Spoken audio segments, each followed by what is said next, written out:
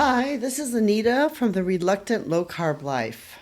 At the Reluctant Low Carb Life, if you've been listening to me, you know that I repeat over and over again our trifecta of health, which is about eating foods that are fresh, eating foods that help you feel full longer, and also by fitness. It's really interesting to me because I live quite a bit of the year in Hanoi, Vietnam. And in a place like Vietnam, actually, it's much cheaper for us to buy fresh food than it is multi-processed foods. And it's interesting that a lot of the world is like that, where fresh foods are actually cheaper than the multi-processed foods. Unfortunately, in many Western countries, like in the United States, it is completely opposite, where it is far more costly to buy fresh foods a lot of times than it is to buy fast or multi-processed foods. In fact, in the United States, when you go into a grocery store, you will, first of all, I'm always so amazed at how big the stores are, because I don't go into any stores that are that big and have so much variety of food as you find in the United States, with aisle after aisle after aisle of food. But in all those aisles, most of the food is multi-processed food. A large majority of it is. Why? Because the multi-processing of it ensures that it can stay on the shelf longer and you don't have to restock the shelves. That's why a lot of people say when you're shopping for food, shop around the outside perimeter, which is usually the fruits, the vegetables, the dairy, and all of the fresh things is usually around the perimeter, and where in the center is more of the packaged foods. Every once in a while, I read a book or I hear about a book or some books that really just inspire me and fascinate me. And recently I've read two books, and one book I maybe have talked about a bit before, so I'll just talk about that book briefly and speak about another book that I read. But the two books that I've really enjoyed is a book by a Dr. Chris van Tulleken, who is a doctor in the UK, who's done a lot of research on multi-processed foods. And he's written a book called Multi-Processed People, The Science Behind Food That Isn't Food. This really is a great book to read. I highly recommend it, especially if you want to learn more about multi-processed foods, some of the science behind the food, some of the other things that's going on around the world when it comes to multi-processed foods, and why essentially he sees multi-processed foods as so dangerous, like so many other doctors do. If you don't want to buy the book, you can also find him a lot on YouTube, where he's given some great talks about his stance on multi-processed foods. I also highly recommend that. I think I've listened to everything that I've ever heard him speak about, and have just really, really, enjoyed him. Not only his book, but also his many talks that he's given. Another one that's also one of my other favorites is by a Dr. David Lustig, who has written a book called Metabolical: The Lure and Lies of Processed Food, Nutrition, and Modern Medicine. And this also is a great book to be able to read, again, about multi-processed foods. What's really interesting, what both of these doctors are saying, is the fact of how the food industry and the medical industry are so interlinked. In other words, how many of the ultra-processed food companies are basically, they're giving funding to medical doctors and others to basically say that multi-processed foods are okay and they're good for us. There was recently an article, maybe I read about 2 or 3 months ago, I think I read it in the Washington Post, where they were talking about how some of the food companies in America were giving money to some of food bloggers and others that were sort of the health advocates. In fact, there was an example of Coca-Cola was giving money to some of the food bloggers for them to say that Coca-Cola actually is healthy and it's not bad for you. And, and especially this came when it came in, a sense for something like Diet Coke, that they would say, look, Diet Coke's okay. It's not bad for you. You can drink it. It's an okay thing. And so that's how powerful many of these food companies are. So when you read these books, one of the first things you learn is how powerful big food companies are in shaping basically what we eat and how we eat, and how essentially they want us to eat more multi-processed foods. They don't want us to eat fresh food. Nobody really makes that much money on broccoli. or fresh eggs, or green beans that are fresh. In fact, money is made through the ultra-processed foods. And that is one reason why ultra-processed foods continues to be so powerful. Let me just talk about some of my key takeaways from Dr. David Lustig's book about, Metabolical. And I'll explain to some of the reasons why. If you are looking for a good book to read, I recommend this. We will put a link to my blog post I've written on this, which will link to actually both of these books. I want to just point out I'm not an affiliate for any of these books. I don't get a cent off of recommending any of them. This is just essentially me passing on things which I've enjoyed, which I hope that my listeners would enjoy. And it actually falls into my belief system, into our belief system in Reluctant Low Carb Life, about the trifecta of health, which is basically freshness, fullness, and fitness. And so both of these doctors in these books are basically essentially saying the same thing, that we need to eat more fresh food. We need to eat food that, it's going to make us feel full longer. Fresh food and that go hand in hand. And that, we need to have more fitness and need to move more in our lives. The first thing that Dr. Lustig talks about is the empowerment over our health, is that our health largely rests in our hands.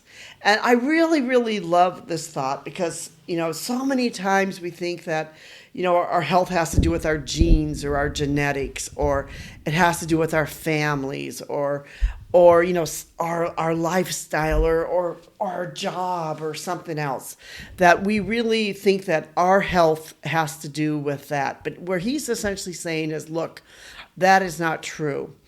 Our health lies in our hands. So we each have the opportunity to decide in our lives how healthy we're going to be.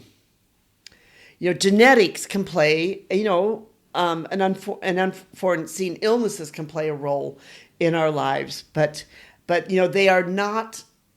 But what really plays a huge role is what we eat and our lifestyle and lifestyle choices. That's why Dr. Lustig, he really emphasizes fresh, unprocessed foods and engage in regular physical activity. That, yes, there can be some genetics. You can have some genetic propositions in your life, or there can be other types of illnesses, but that is not really the determining factor of who's healthy and who's not healthy. He goes on too, and he talks about the impact of our food choices, that our choices we make for our food will have an impact on our health. Regular consumption of highly processed foods, as easy and as tempting as it can be in our lives, can lead to chronic conditions such as fatty liver disease. What's really interesting about a disease like the fatty liver disease is, probably if you went back like maybe 40 years ago, fatty liver disease was seen mainly in alcoholics, but today they're seeing it in children as young as 6 years old. Why? Because of the ultra-processed foods. So that's why, he says that basically we need to look at this. We need to protect our liver. And the main way to protect our liver is through the choices of the foods that we eat. And by eating the right, healthy foods can help protect our liver. So, basically what he's telling us is that we need to have the shift towards more mindful eating, this shift towards eating healthier foods. And then that will help to improve our health more than almost anything else. He also often says things like protecting the liver, nourishing the gut.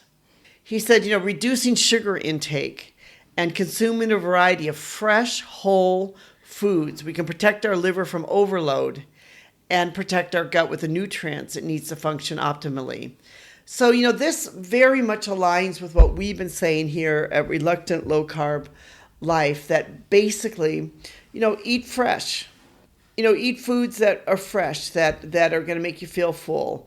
And, limit your sugar. We're not saying don't totally, never eat at a fast food restaurant again, because for most of us in our life, that's probably not reasonable. Like, there's going to be sometimes you're going to be out with your family or friends or others, and you're going to maybe have to go to a fast food restaurant. There are going to be times you might be traveling where you're going to need to, maybe even go through McDonald's or something else. But what he's saying here is, don't make it your main food. In fact, limit it.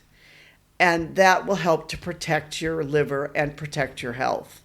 And that's what we believe too. That's what we're advocates of too, that changing our lifestyle by, changing our food choices and by basically looking to have more fresh and more, foods that help you feel full longer will in the long run basically help your liver and help your overall health through those choices.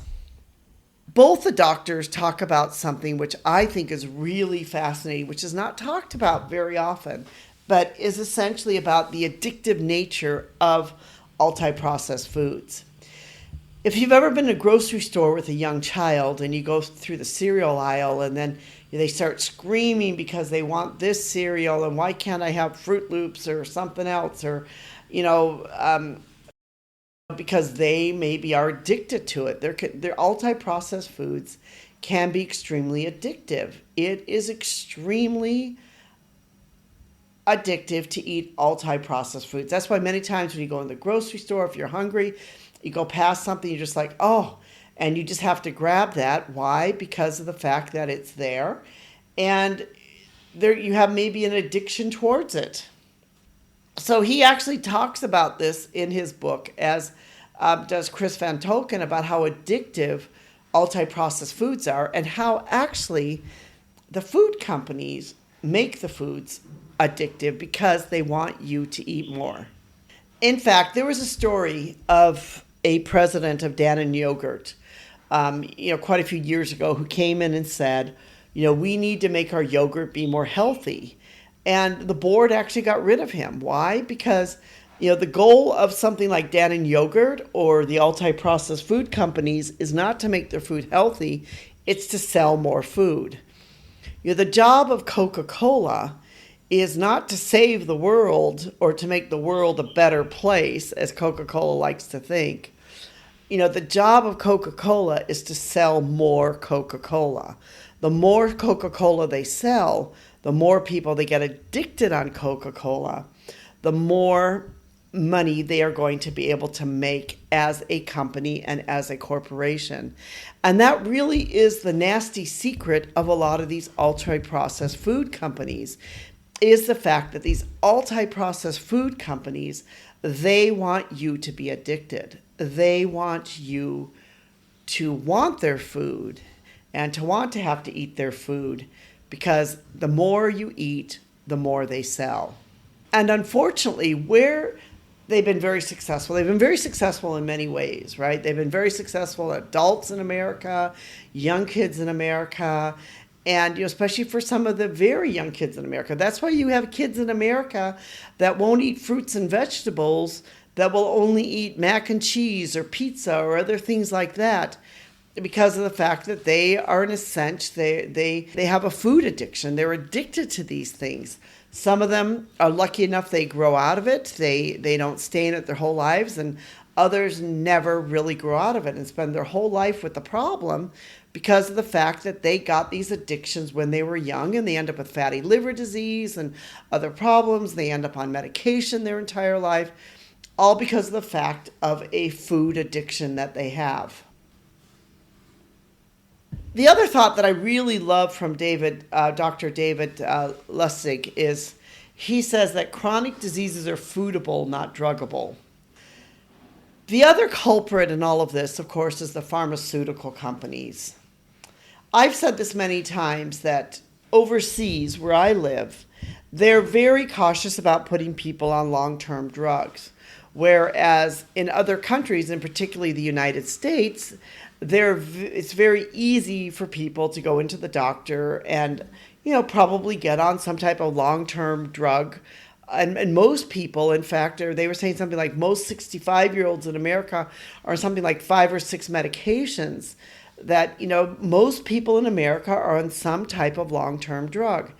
like the food companies, the pharmaceutical companies, they, of course, want you to be on a long-term drug. Why? Because of the fact that if you are on a drug, and if it's a long-term drug and they have you for the rest of your life, think of how much money they are making off of that drug. Where a lot of, not everything, and I'm not saying that every disease, and I don't think he's saying that every disease either, but a lot of times our problems can be solved through our lifestyle and food changes. That if we can make those changes, then we can change our life. It's kind of, I've written a blog post about Ozempic and why I will not go on Ozempic, which is the weight loss drug. And that's a perfect example of a drug that, here's a drug that, yes, you give yourself a shot and people lose weight. But what's the commitment you have to make for it? You need to be on it for your entire life. And if you don't have insurance or you lose your insurance and you want to still have the drug, it's a very, very expensive drug to be on for the rest of your life. The minute you get off the drug, you will gain the weight. I will put a link below also in the description to that blog post on that, and I've actually done a podcast on that also about the reasons why I won't take Ozempic. But it's sort of like the same thing, that a lot of chronic diseases or a lot of chronic things we have are foodable and not druggable. In fact, that they could be better addressed through food than they could through the drug. Of course, I need to point out here that I am not a doctor and I am not a medical professional. So if you have a chronic disease, please don't just say you're going off your drug now because I said it. That is not what I'm saying. You need to talk to your medical professionals. But at the same time, do all that you can. If you have diabetes, try cutting out sugar. Try the food path and see whether or not that can help to get your insulin levels under control. If you have some other issues, such as arthritis or other things, try eating the way that you should be eating for that and see if that helps to make the difference. All of these things can help to make the difference in our lives if we allow food to be our drug, or if we allowed food to be the medicine and not just the medicine itself. Another thing that he talks a lot about in his book is this alliance which is going on between ultra-processed food companies, pharmaceutical companies, and government.